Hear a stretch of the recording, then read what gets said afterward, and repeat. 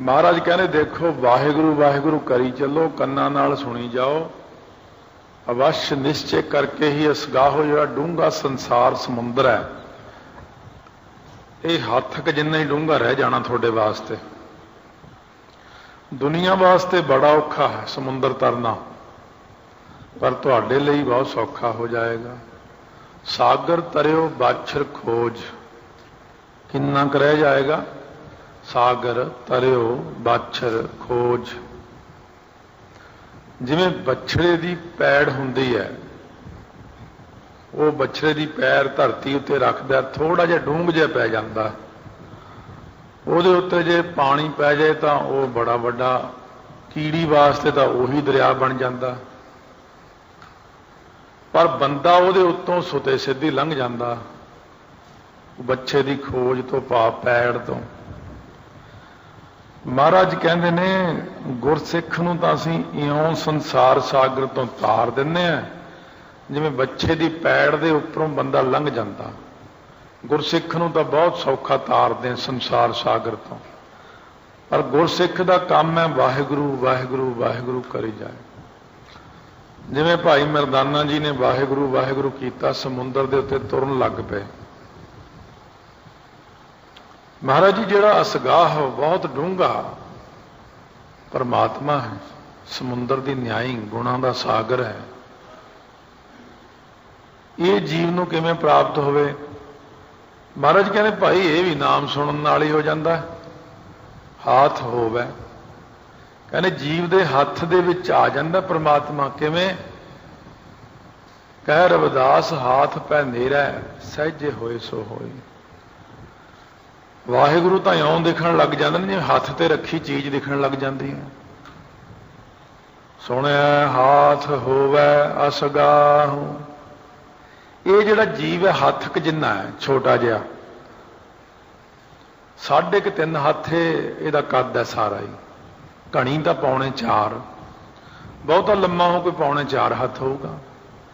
ये जिहड़ा हथ क जिन्ना जीव हथ नाल मिलिया जाता, छोटा जिहा अलपग जिहा जीव है जिहड़ा नाम दे श्रवण करने करके इस गाह डूंगा परमात्मा का रूप हो जाता है। हर हर जंदु एक है बिद विचार कछ ना है, जलते उपज तरंग ज्यों जल ही बिखै समाहे। इस करके महाराज कहने ये जिहड़ा नाम का श्रवण है ना, ये नाल तां दरिया होवे, समुंदर होवे, संसार सागर होवे, सब कुछ ही पार हो जाइदा है। ये नाल तां बंदा भी समुंदर सागर जिहड़ा है गुर सागर रतनी भरपूरे, अमृत संत चुगा नहीं दूरे, वो गुरु का रूप ही हो जाता गुरसिख नाम दे श्रवण करने नाल। क्योंकि महाराज ने ये चीज़ आपां नूं समझ लो समझाई इस तरह है, जिवें महात्मा जन कहते हैं सार किताबली वाले पंडित गुलाब सिंह जी कि पारस में और संत में बड़ो अंतरो जान। पारस दे विच ते संतां विच बहुत फर्क होंदा। वह लोहा कंचन करे वह करे आप समान। वो जिहड़ा लोहा है पारस की वट्टी लोहे नूं लाओ वो सोना बन जाती है। पारस किसी नूं पारस नहीं बना सकता। पारस दूजे नूं लोहे नूं जां जिहड़ियां धातां ने 7 इन्हां नूं सोना बना दिंदा। पर संत महात्मा दे कोल जिहड़ा भी रहन लग जाता है उहनूं संत ही बना दिंदे ने। गुरु दे कोल बैठण वाला गुरसिख हौली हौली हौली गुरु का रूप ही बन जाता है। उन्हां दोनों च कोई फर्क ही नहीं रहिंदा, गुरु रूप हो जाता है। बाबा बुढ़ा जी गुरु रूप बन गए। गुरु अंगद देव जी कोल रहिंदे रहिंदे गुरु अंगद देव जी बन गए, बाबा लहणा तो बदल गए। सो महाराज के कोल अनेकां गुरसिख रहे ने ते अनेकां ही गुरु का रूप होए ने। सतगुरु महाराज सच्चे पातशाह कहते ने इस करके वो गुरु का रूप ही बन जाते ने जिहड़े गुरु के कोल रहिंदे ने। ते सतगुरु जी गुरसिख नूं गुरसिख नहीं बनाउंदे, कहते खालसा मेरो रूप है खास, खालसे में हों करो निवास। ਆਪਾਂ ਨੂੰ ਇਹ ਪਦਵੀ ਨਹੀਂ ਦਿੱਤੀ ਕਿ ਤੁਸੀਂ ਮੇਰੇ ਚੇਲੇ ਹੋ, ਥੱਲੇ ਬੈਠੋ ਬਈ। ਮਹਾਰਾਜ ਸੱਚੇ ਪਾਤਸ਼ਾਹ ਕਹਿੰਦੇ ਮੇਰਾ ਗੁਰਸਿੱਖ ਮੇਰੇ ਨਾਲੋਂ ਵੀ ਉੱਚਾ ਹੈ। ਆਪਾਂ ਨੂੰ ਤਾਂ ਬੜੀ ਵੱਡੀ ਪਦਵੀ ਦੇਤੀ। ਮਹਾਰਾਜ ਦਸਵੇਂ ਪਾਤਸ਼ਾਹ ਕਹਿੰਦੇ ਖਾਲਸਾ ਮੇਰਾ ਸਤਿਗੁਰ ਪੂਰਾ। ਕਹਿੰਦੇ ਜਿਹੜਾ ਖਾਲਸਾ ਨਾ ਇਹ ਮੇਰਾ ਸਤਿਗੁਰੂ ਹੈ। ਕਹਿੰਦੇ ਮੈਂ ਚੇਲਾ। ਵਾਹੋ ਵਾਹੋ ਗੋਬਿੰਦ ਸਿੰਘ ਆਪੇ ਗੁਰ ਚੇਲਾ। ਇਸ ਕਰਕੇ ਸਤਿਗੁਰੂ ਮਹਾਰਾਜ ਕਹਿੰਦੇ ਨੇ ਕਿ ਇਹ ਬੜੀ ਵੱਡੀ ਬਖਸ਼ਿਸ਼ ਆਪਣੇ ਤੇ ਸੁਣਿਆ ਹਾਥ ਹੋਵੇ ਅਸਗਾਹ। ਨਾਮ ਦੀ ਸਰਵਣ ਦੀ ਸ਼ਕਤੀ ਹੈ, ਸਾਰੀ ਸੁਣ ਕੇ ਹੀ ਕੰਮ ਸ਼ੁਰੂ ਹੋਣਾ ਹੈ। ਇਸ ਕਰਕੇ ਕਾਹਲੀ ਮਤ ਕਰੋ, ਕਾਹਲੀ ਕਰਨ ਵਿੱਚ ਕੋਈ ਫਾਇਦਾ ਨਹੀਂ ਹੈ। ਟਿਕਾ ਦੇ ਨਾਲ ਜਿੰਨੀ ਬਾਣੀ ਪੜ੍ਹ ਸਕੋ ਪੜ੍ਹ ਕੇ, ਵਿਚਾਰ ਕੇ, ਸੁਣ ਕੇ, ਕੰਨਾਂ ਨਾਲ ਸੁਣਨ ਦੇ ਮਹਾਤਮ ਨੂੰ ਸਮਝੋ। ਬਸ ਜਿਨ੍ਹਾਂ ਨੂੰ ਸ਼ਰਵਣ ਦਾ ਮਹਾਤਮ ਪਤਾ ਲੱਗ ਗਿਆ ਉਹਨਾਂ ਜੀਵਾਂ ਦੀ ਕਲਿਆਣ ਹੋ ਜਾਂਦੀ ਹੈ। ਨਾਨਕ ਭਗਤਾਂ ਸਦਾ ਵਿਗਾਸ। ਭਗਤਾਂ ਦੇ ਮਨ ਦੇ ਅੰਦਰ ਹਮੇਸ਼ਾ ਹੀ ਗਾਸ, ਗਾਸ ਖੇੜੇ ਨੂੰ ਕਹਿੰਦੇ ਨੇ। ਵਾਹ ਵਿਸ਼ੇਸ਼ ਕਰਕੇ ਗਾਸ ਖੇੜਾ ਵਿਗਾਸ ਹੋ ਜਾਂਦਾ। ਵਿਸ਼ੇਸ਼ ਖੇੜਾ, ਖੇੜਾ ਤਾਂ ਸਧਾਰਨ ਹੈ, ਵਿਸ਼ੇਸ਼ ਖੇੜਾ ਪਰਮੇਸ਼ਰ ਦੇ ਨਾਮ ਦਾ। ਸੁਣਿਆ ਦੁਖ ਪਾਪ ਕਾ ਨਾਸ। ਫਿਰ ਨਾਮ ਦੇ ਸ਼ਰਵਣ ਕਰਨੇ ਕਰਕੇ ਦੁੱਖਾਂ ਤੇ ਪਾਪਾਂ ਦਾ ਨਾਸ ਸੁਤੇ ਸਿੱਧੀ ਹੁੰਦਾ ਰਹਿੰਦਾ। ਵਾਹਿਗੁਰੂ ਵਾਹਿਗੁਰੂ ਵਾਹਿਗੁਰੂ ਗੁਰਬਾਣੀ ਦਾ ਸੁਣੀ ਜਾਣਾ, ਇੱਕ ਮਿੱਕ ਹੋ ਜਾਣਾ, ਸੁਰਤੀ ਹੋਰ ਕਿਤੇ ਜਾਣੀ ਨਾ ਜਿਨ੍ਹਾਂ ਦੀ, ਗੁਰਬਾਣੀ ਅੰਦਰ ਲੀਨ ਹੋ ਜਾਣਾ। ਇਹ ਤਾਂ ਇੰਨੀ ਵੀ ਸੁਰਤੀ ਹੋ ਜਾਂਦੀ ਹੈ ਜਦ ਭਾਈ ਮਰਦਾਨਾ ਜੀ ਕੀਰਤਨ ਕਰਦੇ, ਕਈ ਵਾਰੀ ਗੁਰੂ ਨਾਨਕ ਦੇਵ ਜੀ ਫਿਰ ਲੀਨ ਹੋ ਜਾਂਦੇ ਬ੍ਰਹਮ ਦੇ ਵਿੱਚ ਵਾਪਸ। ਜਦ ਭਾਈ ਮਰਦਾਨੇ ਅੱਖਾਂ ਖੋਲ੍ਹਣੀਆਂ ਮਹਾਰਾਜ ਕਿੱਧਰ ਚਲੇ ਗਏ, ਫਿਰ ਬੇਨਤੀਆਂ ਕਰਨੀਆਂ, ਫਿਰ ਮਹਾਰਾਜ ਨੇ ਪ੍ਰਗਟ ਹੋ ਜਾਣਾ। ਮਹਾਰਾਜ ਜੀ ਆਪ ਜੀ ਕਿੱਧਰ ਚਲੇ ਗਏ ਸੀ? ਕਹਿੰਦੇ ਮਰਦਾਨਿਆਂ ਇੰਨੇ ਲੀਨ ਹੋ ਗਏ ਕਿ ਇੰਨੇ ਲੀਨ ਹੋ ਗਏ ਕਿ ਵਿੱਚ ਹੀ ਚਲੇ ਗਏ ਉਹਦੇ। ਤੂੰ ਕਰਤਾ ਤੂੰ ਹੂਆ ਮੁਝ ਮੈਂ ਰਹਾ ਨਾ ਹੂੰ ਵਾਲਾ ਤਾਂ ਕੰਮ ਵੱਖਰਾ ਹੈ। ਮਹਾਰਾਜ ਤਾਂ ਜਲ ਰੂਪ ਹੋ ਜਾਂਦੇ ਸੀ, ਕਈ ਵਾਰੀ ਦਰਵੀ ਭੂਤ ਹੋ ਜਾਂਦੇ। ਬਈ ਕਿਵੇਂ ਹੋ ਜਾਂਦੇ ਨੇ ਦਰਵੀ ਭੂਤ? ਕਈ ਵਾਰੀ ਗੁਰਬਾਣੀ ਪੜ੍ਹਦਿਆਂ ਕਈ ਬੰਦਿਆਂ ਦੀਆਂ ਅੱਖਾਂ ਵਿੱਚੋਂ ਅੱਥਰੂ ਆਈ ਜਾਂਦੇ ਨੇ, ਉਹ ਦਰਵੀ ਭੂਤ ਹੋ ਗਿਆ। ਇੱਥੇ ਤਾਂ ਗੁਰੂ ਨਾਨਕ ਦੇਵ ਜੀ ਸਾਰੇ ਹੀ ਜਲ ਰੂਪ ਹੋ ਗਏ। ਸੋ ਸਤਿਗੁਰੂ ਮਹਾਰਾਜ ਫਰਮਾਉਂਦੇ ਨੇ ਕਿ ਜਲ ਰੂਪ ਹੋ ਗਏ ਗੁਰੂ ਨਾਨਕ ਦੇਵ ਜੀ ਮਹਾਰਾਜ। ਤੇ ਕਹਿੰਦੇ ਮਰਦਾਨਾ ਭਾਈ ਮਹਾਰਾਜ ਇਹ ਜਿਹੜਾ ਇੱਥੇ ਜਲ ਹੁਣ ਪਿਆ ਹੈ ਇਹਦਾ ਕੀ ਬਣੇਗਾ? ਕਹਿੰਦੇ ਮਰਦਾਨੇ ਇੱਥੇ ਸ੍ਰੀ ਹਰਿਮੰਦਰ ਸਾਹਿਬ ਬਣੇਗਾ। ਇਹ ਅੰਮ੍ਰਿਤ ਜਲ ਉਦੋਂ ਪ੍ਰਗਟ ਹੋਏਗਾ ਇੱਥੇ, ਹੁਣ ਇਹ ਅਲੋਪ ਹੋ ਜਾਏਗਾ। ਤਾਂ ਗੁਰੂ ਨਾਨਕ ਦੇਵ ਜੀ ਨੇ ਨਾਮ ਅੰਮ੍ਰਿਤ ਦਾ ਸਰੋਵਰ ਬਣਾਇਆ ਸ੍ਰੀ ਹਰਿਮੰਦਰ ਸਾਹਿਬ। ਸ਼ਬਦ ਕਰਕੇ ਬਣਿਆ ਹਰਿਮੰਦਰ ਸਾਹਿਬ। ਬੜੀ ਡੂੰਘੀ ਥਿਉਰੀ ਹੈ ਮਹਾਰਾਜ ਦੀ। ਸ਼ਬਦ ਕਰਕੇ ਹਰਿਮੰਦਰ ਸਾਹਿਬ, ਸ਼ਬਦ ਦੇ ਨਾਲ ਜਲ ਬਣਾਤਾ। ਕਿਉਂਕਿ ਸ਼ਬਦ ਨੇ ਤਾਂ ਸ੍ਰਿਸ਼ਟੀ ਰਚੀ ਹੈ, ਇਸ ਕਰਕੇ ਤੇ ਕੋਈ ਕਿੰਤੂ ਨਹੀਂ ਆਪਾਂ ਨੂੰ। ਸ਼ਬਦ ਨਾਲ ਜਲ ਕਿਵੇਂ ਬਣ ਗਿਆ? ਸ਼ਬਦ ਨੇ ਤਾਂ 5 ਤੱਤ ਬਣਾਏ ਨੇ ਕਿ ਤੁਸੀਂ ਇਕੱਲੇ ਜਲ ਨੂੰ ਕਹਿੰਦੇ ਹੋ। ਮਹਾਰਾਜ ਕਹਿੰਦੇ ਜੇ ਨਾਮ ਨੂੰ ਸਰਵਣ ਕਰਦਾ ਰਹੇ, ਸਰਵਣ ਕਰਦਿਆਂ ਹੌਲੀ ਹੌਲੀ ਦੁੱਖਾਂ ਅਤੇ ਪਾਪਾਂ ਦਾ ਨਾਸ ਹੀ ਹੋ ਜਾਂਦਾ ਹੈ। ਮੰਨੇ ਕੀ ਗਤ ਕਹੀ ਨਾ ਜਾਏ। ਜਿਹੜੇ ਮੰਨਣ ਕਰਨ ਵਾਲੇ ਨੇ, ਚਾਹੇ ਉਹ ਬਚਨ ਨੂੰ ਮੰਨਦੇ ਨੇ, ਚਾਹੇ ਉਹ ਨਾਮ ਨੂੰ ਮੰਨਦੇ ਨੇ, ਜਿਨ੍ਹਾਂ ਨੇ ਗੁਰੂ ਦੇ ਬਚਨ ਨੂੰ ਮੰਨਿਆ ਹੈ ਉਹਨਾਂ ਦੀ ਜਿਹੜੀ ਗਤ ਅਵਸਥਾ ਹੈ, ਉਹਨਾਂ ਦੀ ਗਤ ਗਿਆਨ ਦੀ ਅਵਸਥਾ ਹੈ, ਉਹਨਾਂ ਦੀ ਜਿਹੜੀ ਗਤ ਚਾਲ ਹੈ, ਉਹਨਾਂ ਦੀ ਜਿਹੜੀ ਗਤ ਰੀਤੀ ਤੇ ਮਰਿਆਦਾ ਹੈ, ਉਸ ਨੂੰ ਕੋਈ ਕਹਿ ਨਹੀਂ ਸਕਦਾ। ਮੰਨਣ ਕੀਤਾ ਪੰਜਵੇਂ ਪਾਤਸ਼ਾਹ ਨੇ ਬਚਨ, ਚੌਥੇ ਪਾਤਸ਼ਾਹ ਨੇ ਕੀਤਾ ਕਿ ਤੁਸੀਂ ਆਪਣੇ ਤਾਇਆ ਜੀ ਦੇ ਸਪੁੱਤਰ ਦੇ ਵਿਵਾਹ ਕਾਰਜ ਵਿੱਚ ਜਾਣਾ। ਹੁਣ ਇਹਦੇ ਲਈ ਬਚਨ ਨਹੀਂ ਮੰਨਿਆ ਪਿਰਥੀਏ ਨੇ, ਇਹਦੇ ਲਈ ਬਚਨ ਨਹੀਂ ਮੰਨਿਆ महादेव जी ने ਇਹਦੇ ਲਈ ਬਚਨ ਮੰਨਿਆ ਪੰਜਵੇਂ ਪਾਤਸ਼ਾਹ ਨੇ। ਲਾਹੌਰ ਰਹੇ 2 ਸਾਲ तक बुलाया ना, चिट्ठी भेजी, फिर दूजी, फिर तीजी। तो उस वक्त जब चिट्ठी भेजी, चौथी चिट्ठी फिर महाराज ਨੂੰ मिली, जाके तीसरी फिर महाराज ਨੂੰ बुलाया, बचन मन्निया, मनन करके गुरता गद्दी पाई। जिन्हां जिन्हां ने बचन मन्निया है,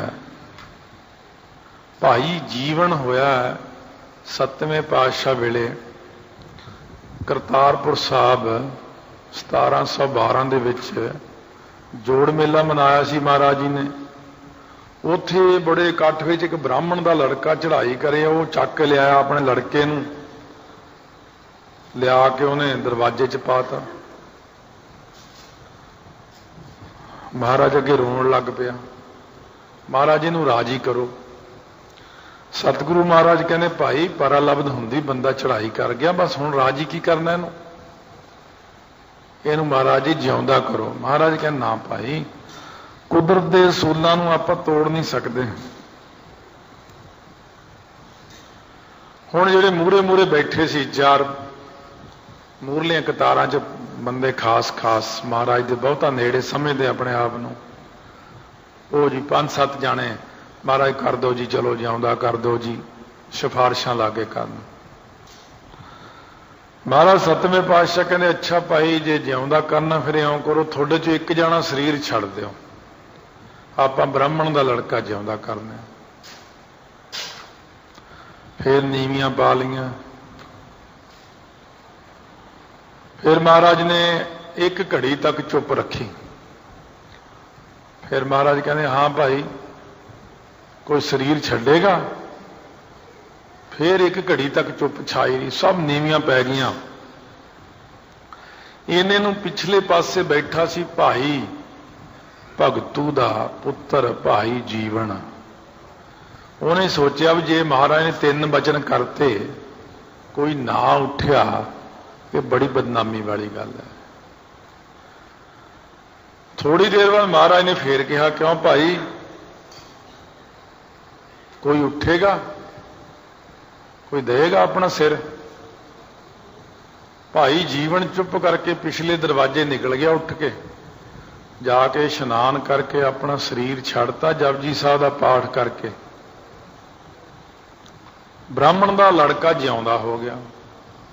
महाराज एकदम उठ के खड़े हो गए, कहने किहड़े मेरे प्यारे गुरसिख ने शरीर छड्डिया, किहने मेरा वचन मन्निया, कौन आ वो, कौन उठ के गया इत्थों। सारिਆਂ ਨੂੰ ਪੁੱਛਿਆ, ਪਹਿਰੇਦਾਰ ਨੂੰ ਪੁੱਛਿਆ। पिछला ਪਹਿਰੇਦਾਰ ਕਹਿੰਦਾ इत्थों ਹੁਣੇ भाई भगतू ਦਾ सपुत्र भाई जीवन उठ के गया। महाराज सच्चे पातशाह कहने ब्राह्मण असीं अपना पुत मार के तेरा पुत जिउंदा कीता, वो मेरा पुत्र चढ़ाई कर गया, ਇਹਦੀਆਂ ਸਾਰੀਆਂ ਕੁਲਾਂ ਹੀ ਧਰ ਜਾਣਗੀਆਂ, ਕੁੱਲ ਹੀ ਕੁਲਾਂ ਤਾਰ ਦਿੱਤੀਆਂ। ਉਦੋਂ ਇੰਨਾ ਵੱਡਾ ਵਾਰ ਨਹੀਂ ਕਿਸੇ ਨੂੰ ਦਿੱਤਾ। ਕਹਿਣਗੇ ਤੇਰੀਆਂ 21 ਕੁਲਾਂ ਤਰਨ। ਬਾਬਾ ਮੋਹਰੀ ਜੀ ਨੂੰ ਕਿਹਾ ਸੀ ਤੀਜੇ ਪਾਤਸ਼ਾਹ ਨੇ ਤੇਰੀਆਂ 42 ਕੁਲਾਂ ਤਰਨਗੀਆਂ, ਇੱਥੇ ਕਹਿਤਾ ਤੇਰੀਆਂ ਸਾਰੀਆਂ ਕੁਲਾਂ ਹੀ ਤਰਨਗੀਆਂ। ਕਿਉਂ? ਮੰਨੇ ਕੀ ਗਤ ਕਹੀ ਨਾ ਜਾਏ। ਜਿਨ੍ਹਾਂ ਨੇ ਮੰਨਣ ਕੀਤਾ ਉਹਨਾਂ ਦੀ ਗਤ ਅਵਸਥਾ ਚਾਲ ਮਰਿਆਦਾ, ਉਹਨਾਂ ਦੀ ਕੋਈ ਵੀ ਗੱਲਬਾਤ ਨੂੰ ਆਪਾਂ ਕਹਿ ਨਹੀਂ ਸਕਦੇ। ਮੰਨਣ ਕਰਨ ਵਾਲੇ ਪਰੇ ਤੋਂ ਪਰੇ ਪਏ ਨੇ। ਮੰਨਿਆ ਹੈ 5 ਪਿਆਰਿਆਂ ਨੇ। ਇੱਕ ਸਿਰ ਦੀ ਲੋੜ ਹੈ, ਇੱਕ ਸਿੱਖ ਦਾ ਸਿਰ ਚਾਹੀਦਾ। ਮੰਨੇ ਕੀ ਗਤ ਕਹੀ ਨਾ ਜਾਏ। 5 ਨੇ ਖੜੇ ਹੋ ਕੇ ਵਾਰੀ ਵਾਰੀ ਸਿਰ ਦਿੱਤੇ ਆਪਣੇ। ਸਤਿਗੁਰੂ ਕਹਿੰਦੇ ਨੇ ਜਿਨ੍ਹਾਂ ਨੇ ਮੇਰਾ ਬਚਨ ਮੰਨ ਲਿਆ ਉਹਨਾਂ ਦੀ ਗਤ ਅਵਸਥਾ ਨੂੰ ਕੋਈ ਕਹਿ ਨਹੀਂ ਸਕੇਗਾ। ਜਿਹੜਾ ਜਿਹੜਾ ਮੇਰਾ ਬਚਨ ਮੰਨ ਕੇ, ਜਿਵੇਂ ਮੈਂ ਕਿਹਾ ਹੈ, ਦੁਨੀਆ ਦੀ ਕਾਨ ਕਰੋੜ ਛੱਡ ਕੇ ਜਿਹੜਾ ਅੰਮ੍ਰਿਤ ਛਕ ਲਏਗਾ, ਮਰਿਆਦਾ 'ਚ ਆ ਜਾਏਗਾ, ਬਾਣੀ ਪੜ੍ਹੀ ਜਾਏਗਾ, ਮੇਰੇ ਦੱਸੇ ਹੋਏ ਸਾਰੇ ਅਸੂਲਾਂ ਦੇ ਉੱਤੇ ਪਹਿਰਾ ਦੇਵੇਗਾ, ਉਹਨਾਂ ਦੀ ਇੰਨੀ ਉੱਚੀ ਅਵਸਥਾ ਹੋ ਜਾਏਗੀ, ਕੋਈ ਉਹਨਾਂ ਦੀ ਅਵਸਥਾ ਨੂੰ ਦੱਸ ਨਾ ਸਕੇਗਾ, ਕਹਿ ਨਾ ਸਕੇਗਾ ਕਿ ਕਿੰਨੀ ਕੁ ਉੱਚੀ ਅਵਸਥਾ ਹੈ। ਜੇ ਕੋ ਕਹੈ ਪਿਛੈ ਪਛਤਾਏ, ਜੇ ਕੋਈ ਕਹੇਗਾ ਉਹਨਾਂ ਦੀ ਅਵਸਥਾ ਨੂੰ ਕਿ ਇਹਦੀ ਇੰਨੀ ਕੁ ਅਵਸਥਾ, ਇਹਦੀ ਇੰਨੀ ਕੁ ਅਵਸਥਾ ਹੈ, ਬਾਅਦ ਵਿੱਚ ਉਹਦੇ ਪੱਲੇ 'ਚ ਪਛਤਾਵਾ ਹੀ ਰਹਿ ਜਾਏਗਾ। ਜੇ ਕੋ ਕਹੈ ਪਿਛੈ ਪਛਤਾਏ, ਪਛਤਾਉਣਾ ਰਹਿ ਜਾਏਗਾ ਉਹਦੇ ਪੱਲੇ 'ਚ। ਪਛ ਇੱਕ ਛੱਛਾ ਮੁਕਤਾ ਹੈ, ਪਛਤਾਏ, ਇਹ ਪਛ ਨਹੀਂ ਹੈ, ਇਹ ਛੱਛੇ ਔਂਕੜ ਹੈ, ਪਛਤਾਏ।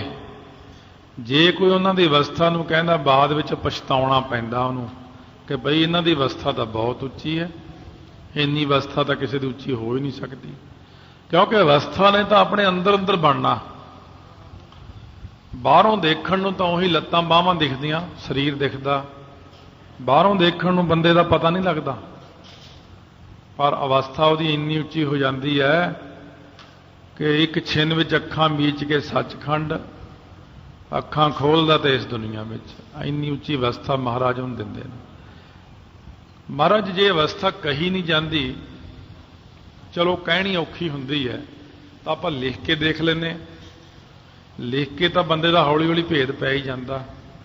ਕਾਗਦ ਕਲਮ ਨਾ ਲਿਖਣ ਹਾਰ, ਮਹਾਰਾਜ ਕਹਿੰਦੇ ਜੇ ਕਲਮ ਦਵਾਤ ਲੈ ਕੇ, ਕਾਗਜ਼ ਲੈ ਕੇ ਲਿਖਣ ਲੱਗ ਜਾਈਏ, ਲਿਖਦਿਆਂ ਲਿਖਦਿਆਂ ਸ਼ਾਹੀ ਮੁੱਕ ਜਾਏਗੀ, ਕਲਮਾਂ ਘਸ ਜਾਣਗੀਆਂ, ਬੰਦਾ ਮਰ ਜਾਏਗਾ। ਪਰ ਰੱਬ ਦੇ ਪਿਆਰਿਆਂ ਦੀ ਅਵਸਥਾ ਨੂੰ ਕੋਈ ਲਿਖ ਨਹੀਂ ਸਕਦਾ, ਕਿਉਂਕਿ ਭਲਿਓ ਲੋਕੋ, ਰੱਬ ਦਾ ਪਿਆਰਾ ਰੱਬ ਦਾ ਰੂਪ ਹੀ ਬਣ ਜਾਂਦਾ। ਜਦ ਰੱਬ ਦਾ ਕੋਈ ਅੰਤ ਨਹੀਂ, ਫਿਰ ਉਹਦੇ ਪਿਆਰਿਆਂ ਦਾ ਅੰਤ ਕਿਵੇਂ ਪਾ ਲਓਗੇ ਤੁਸੀਂ? ਇਸ ਕਰਕੇ ਨਾ ਕਾਗਜ਼ ਨਾ ਕਲਮ, ਕਬੀਰ ਸਾਤ ਸਮੁੰਦਰ ਮਸ ਕਰੋ, ਕਲਮ ਕਰੋ ਬੰਦ ਲਾਏ। ਕਬੀਰ ਜੀ ਕਹਿੰਦੇ ਮੈਂ 7 ਸਮੁੰਦਰਾਂ ਦੀ ਸ਼ਾਹੀ ਲੈ ਕੇ, ਪੂਰੀ ਧਰਤੀ ਦੇ ਦਰਖਤਾਂ ਦੀਆਂ ਕਲਮਾਂ ਬਣਾ ਕੇ, ਜੇ ਰੱਬ ਦਾ ਜਸ ਲਿਖਣ ਲੱਗਾ ਤਾਂ ਵੀ ਘੱਟ। 10ਵੇਂ ਪਾਤਸ਼ਾਹ ਕਹਿੰਦੇ ਗਣੇਸ਼ ਸਭ ਤੋਂ ਤੇਜ਼ ਲਿਖਾਰੀ ਹੈ। ਜੇ ਗਣੇਸ਼ ਜੀ ਨੂੰ ਲਿਖਾਰੀ ਲਾ ਕੇ ਕਰੋੜਾਂ ਸਾਲ ਲਿਖਾਉਂਦਾ ਰਹਾ ਤਾਂ ਵੀ ਵਾਹਿਗੁਰੂ ਦਾ ਜਸ ਨਹੀਂ ਲਿਖਿਆ ਜਾਂਦਾ, ਤਾਂ ਵੀ ਰੱਬ ਦੇ ਪਿਆਰਿਆਂ ਦੀ ਮਹਿਮਾ ਲਿਖਣੀ ਪਰੇ ਤੋਂ ਪਰੇ ਹੈ, ਉਹਨਾਂ ਦਾ ਕੋਈ ਅੰਤ ਨਹੀਂ ਹੈ। ਆਪਾਂ ਨੂੰ ਸਮਝਾਉਂਦੇ ਨੇ ਕਿ ਭਾਈ ਮੰਨਣ ਕਰਿਆ ਕਰੋ। ਮੰਨਣ ਜਿਹਦਾ ਹੈ ਬਹੁਤ ਵੱਡੀ ਬਖਸ਼ਿਸ਼ ਹੈ, ਇਹ ਕਿਤੇ ਛੋਟੀ ਜੀ ਗੱਲ ਨਹੀਂ ਮੰਨਣ ਕਰਨਾ। ਮੰਨੇ ਕਾ ਬਹਿ ਕਰਨ ਵਿਚਾਰ, ਮੰਨਣ ਕਰਨ ਵਾਲੇ ਬੰਦੇ ਦਾ ਬਹਿ ਕੇ ਸਤ ਸੰਗਤ ਵਿੱਚ ਵਿਚਾਰ ਕਰਦੇ ਨੇ। ਇੱਕ ਥਾਂ ਹੀ ਹੈ ਜਿੱਥੇ ਮੰਨਣ ਕਰਨ ਵਾਲੇ ਦਾ ਵਿਚਾਰ ਹੋ ਸਕਦਾ। ਜਿਨ੍ਹਾਂ ਦਾ ਬਹਿ ਗਿਆ ਮਨ, ਬੈਠ ਗਿਆ, ਇਸਤਤ ਹੋ ਗਿਆ, ਟਿਕ ਗਿਆ ਹੈ, ਉਹਨਾਂ ਦਾ ਵਿਚਾਰ ਜਿਹੜਾ ਹੈ ਮੰਨਣ ਕਰਨ ਵਾਲਿਆਂ ਦਾ, ਉਹ ਸਿਰਫ ਸਤ ਸੰਗਤ ਵਿੱਚ ਬੈਠ ਕਰਕੇ ਹੀ ਆਪਾਂ ਵਿਚਾਰ ਕਰ ਸਕਦੇ ਹਾਂ। ਹੋਰ ਕੋਈ ਸਥਾਨ ਨਹੀਂ ਜਿੱਥੇ ਬਹਿ ਕੇ ਆਪਾਂ ਮੰਨਣ ਕਰਨ ਵਾਲਿਆਂ ਦਾ ਵਿਚਾਰ ਕਰ ਸਕੀਏ, ਕਿਉਂਕਿ ਜਿਨ੍ਹਾਂ ਨੇ ਮੰਨਣ ਕੀਤਾ ਹੈ ਉਹਨਾਂ ਦਾ ਤਾਂ ਕੋਈ ਟਿਕਾਣਾ ਹੀ ਨਹੀਂ, ਕੋਈ ਅੰਤ ਨਹੀਂ ਹੈ। ਉਹਨਾਂ ਦਾ ਵਿਚਾਰ ਆਪਾਂ ਕਿੱਥੋਂ ਕਰ ਸਕਦੇ ਹਾਂ? ਉਹਦੇ ਵਿੱਚ ਇੱਕ ਪੰਕਤੀ ਮਹਾਰਾਜ ਨੇ ਜਿਵੇਂ ਲਿਖੀ, ਬ੍ਰਹਮ ਗਿਆਨੀ ਕੀ ਗਤ ਬ੍ਰਹਮ ਗਿਆਨੀ ਜਾਣੈ। ਬ੍ਰਹਮ ਗਿਆਨੀ ਦੀ ਅੰਦਰਲੀ ਅਵਸਥਾ ਨੂੰ ਜਾਂ ਤਾਂ ਬ੍ਰਹਮ ਗਿਆਨੀ ਜਾਣਦਾ ਹੈ, ਜਾਂ ਕੋਈ ਦੂਸਰਾ ਬ੍ਰਹਮ ਗਿਆਨੀ ਜਾਣਦਾ। ਉਹਨੂੰ ਪਤਾ ਉਹਦੀਆਂ ਖੇਡਾਂ ਦਾ, ਦੂਸਰੇ ਨੂੰ ਇਹਨਾਂ ਗੱਲਾਂ ਦਾ ਗਿਆਨ ਨਹੀਂ ਕਿ ਕੀ ਹੋ ਰਿਹਾ ਸ੍ਰਿਸ਼ਟੀ ਦੇ ਉੱਤੇ। ਬ੍ਰਹਮ ਗਿਆਨੀ ਜਦੋਂ ਆਪਣਾ ਬਚਨ ਕਰਦੇ ਨੇ, ਕੋਲ ਬੈਠ ਜਾਣਗੇ, ਇੱਕ ਦੂਜੇ ਦੇ ਕੋਲ ਬੈਠੇ ਰਹਿਣਗੇ ਸਮਾਧੀਆਂ ਲਾ ਕੇ, ਫਿਰ ਉੱਠ ਜਾਣਗੇ 15-20 ਮਿੰਟ, ਅੱਧਾ ਘੰਟਾ ਲਾ ਕੇ। ਬਾਅਦ ਵਿੱਚ ਆਪਾਂ ਕਹਾਂਗੇ ਇਹਨਾਂ ਨੇ ਤਾਂ ਕੋਈ ਗੱਲ ਹੀ ਨਹੀਂ ਕੀਤੀ ਆਪਸ ਵਿੱਚ, ਪਰ ਮੰਨੇ ਕੀ ਗਤ ਕਹੀ ਨਾ ਜਾਏ।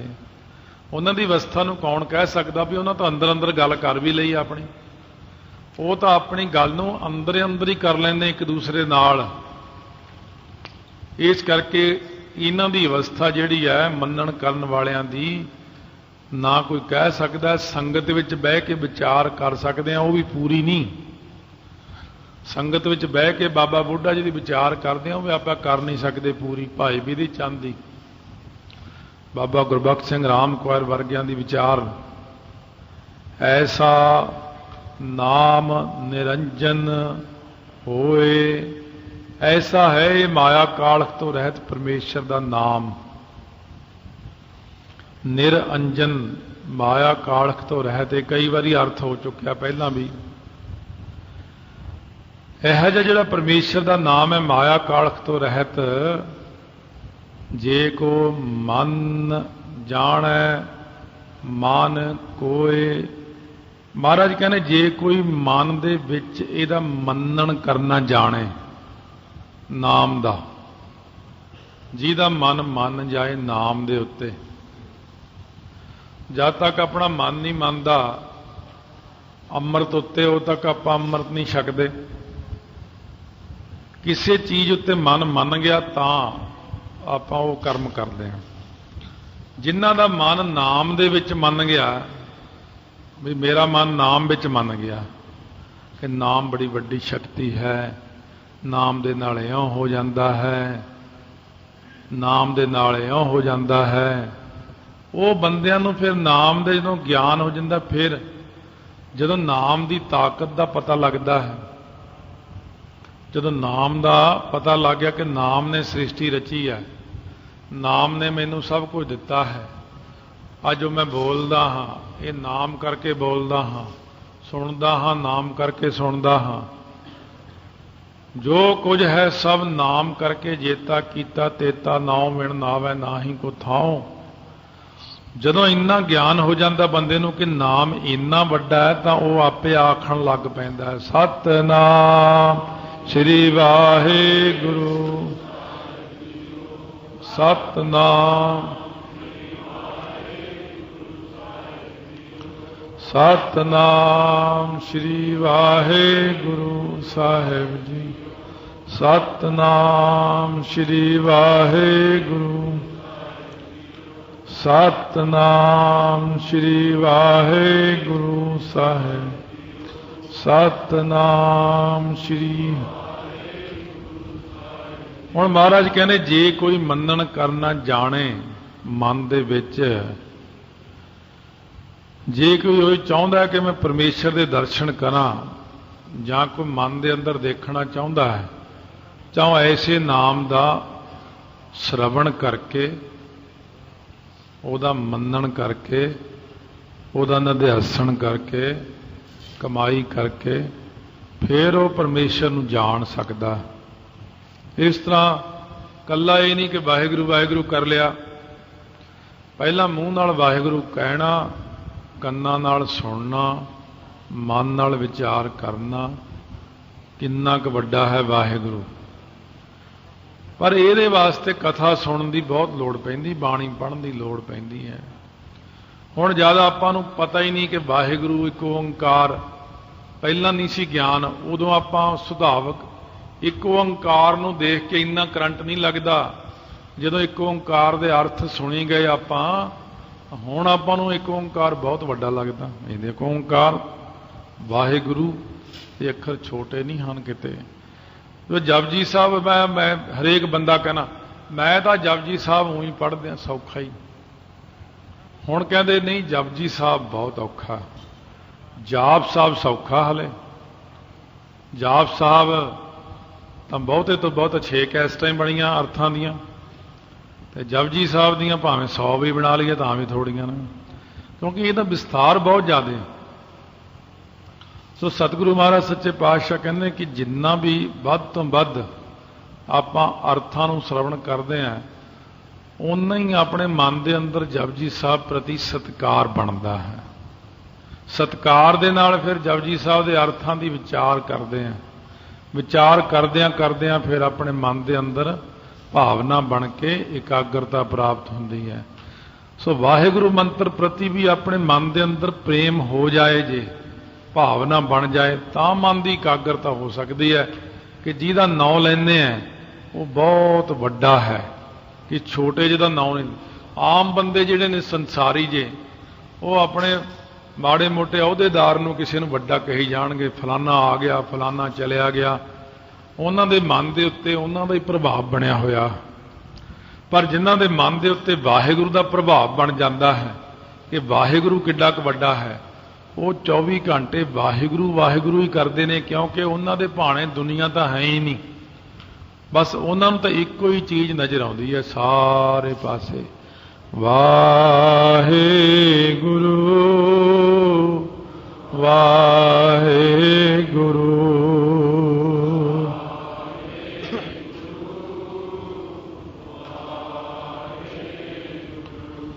ਵਾਹਿਗੁਰੂ ਵਾਹਿਗੁਰੂ ਵਾਹਿਗੁਰੂ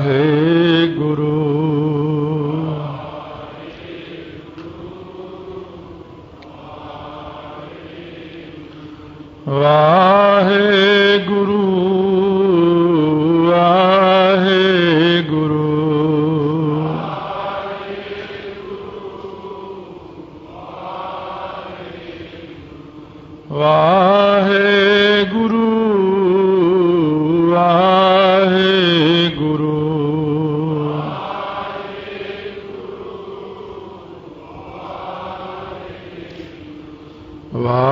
ਵਾਹਿਗੁਰੂ ਵਾਹਿਗੁਰੂ